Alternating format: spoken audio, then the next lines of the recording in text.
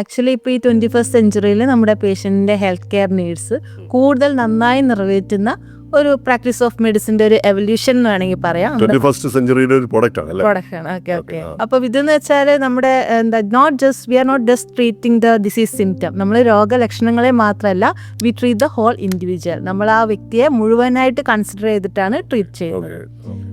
Like ഇപ്പോൾ നമ്മൾ ഒരു ഫങ്ഷൻ മെഡിസിൻ ഡോക്ടർ മണിക്കൂറോളാണ് ഒരു പേഷ്യൻറ്റിനോട് കേസ് ഡീറ്റെയിൽസ് എടുക്കുന്നത്. എന്നിട്ട് നമ്മൾ അവരുടെ ജെനറ്റിക്, എൻവയോൺമെന്റൽ, ലൈഫ് സ്റ്റൈൽ ഫാക്ടേഴ്സ് ഒക്കെ മനസ്സിലാക്കി we find the root cause of the disease. എന്തുകൊണ്ട് അവർക്ക് ആ ഡിസീസ് വന്നു എന്ന് എനിക്കത് അനുഭവമുണ്ട്. കാരണം ഞാൻ ഡോക്ടർ ഫൈമുമായിട്ട് ഇവിടെ സംസാരിക്കുമ്പോൾ ഒരുപാട് സമയം എടുത്തിട്ട് എന്നോട് ചോദിച്ച് മനസ്സിലാക്കി, വളരെ പേഷ്യൻസ് എടുത്തിട്ടാണ് അദ്ദേഹം എന്നോട് ചോദിച്ച് കാര്യങ്ങൾ മനസ്സിലാക്കിയത്. ആ ഒരു കൗൺസിലിംഗ് പോലെയായിരുന്നു ആ ഒരു സംഗതി. ഓക്കെ, അതാണ് ഫങ്ഷൻ മെഡിസിൻ്റെ ഒരു ഫങ്ഷനിങ് അല്ലേ?